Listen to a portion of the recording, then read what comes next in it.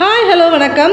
தமிழ்நாட்டில் உள்ள 39 தொகுதிகளில் திமுக கூட்டணி என்பது 34 இடங்களில் வெல்லும் என தெரிவிக்கப்பட்டுள்ளது.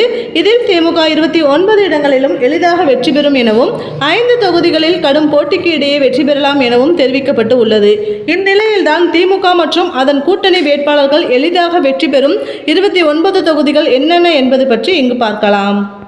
தமிழ்நாட்டில் திமுக வேட்பாளர்கள் 21 தொகுதிகளில் களமிறங்கி உள்ளனர். இதில் தூத்துக்குடி, நீலகிரி, பெரம்பலூர், நாமக்கல், தருமபுரி, வடசென்னை, மத்திய சென்னை, அரக்கோணம், காஞ்சிபுரம், ஆரணி, ஸ்ரீபெரும்புதூர், திருவண்ணாமலை, தஞ்சாவூர், தென்காசி, கிருஷ்ணகிரி, சேலம் ஆகிய 16 தொகுதிகளில் திமுக வேட்பாளர்கள் எளிதாக வெற்றி பெறலாம் எனவும் கூறப்பட்டு உள்ளது.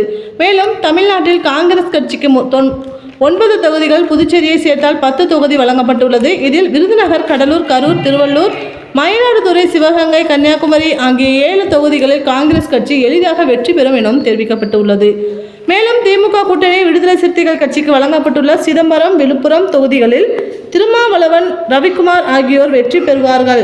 அதேபோல கம்யூனிஸ்ட் கட்சிகளுக்கு திமுக வழங்கியுள்ள திண்டுக்கல், மதுரை தொகுதிகளில் அந்தந்த கட்சி வேட்பாளர்கள் வெற்றி பெறுவார்கள்.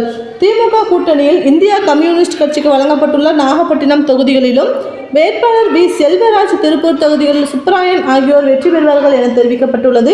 இந்த 29 தொகுதிகள் தான் திமுக கூட்டணி கட்சிகள் எளிதாக வெற்றி பெறும் தொகுதிகளாகும். மேலும் ஈரோடு, திருச்சி, தேனி, ராமநாதபுரம், தென்சென்னை தொகுதிகளில் கடும் போட்டி நிலவும்.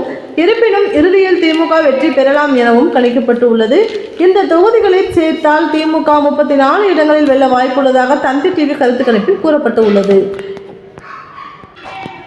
கோவையில் திமுக வேட்பாளர் கணபதி ராஜ்குமார் மற்றும் பாஜக வேட்பாளர் அண்ணாமலை இடையேயும், கள்ளக்குறிச்சியில் அதிமுக வேட்பாளர் குமரகுரு மற்றும் திமுக வேட்பாளர் மலையரசன் இடையேயும், பொள்ளாச்சியில் திமுக வேட்பாளர் ஈஸ்வரமூர்த்தி, அதிமுக வேட்பாளர் கார்த்திகேயன் இடையேயும் கடும் போட்டி நிலவி இருக்கும் நிலையில் இந்த தொகுதிகளின் ரிசல்ட் எப்படி வேண்டுமானால் மாறலாம் எனவும் தெரிவிக்கப்பட்டுள்ளது. இதனால் வேலூர், கோவை, திருநெல்வேலி, கள்ளக்குறிச்சி, பொள்ளாச்சி தொகுதிகள் கடும் இழுபறி தொகுதிகளாக தந்தி டிவி கருத்து கணிப்பில் வகைப்படுத்தப்பட்டுள்ளது.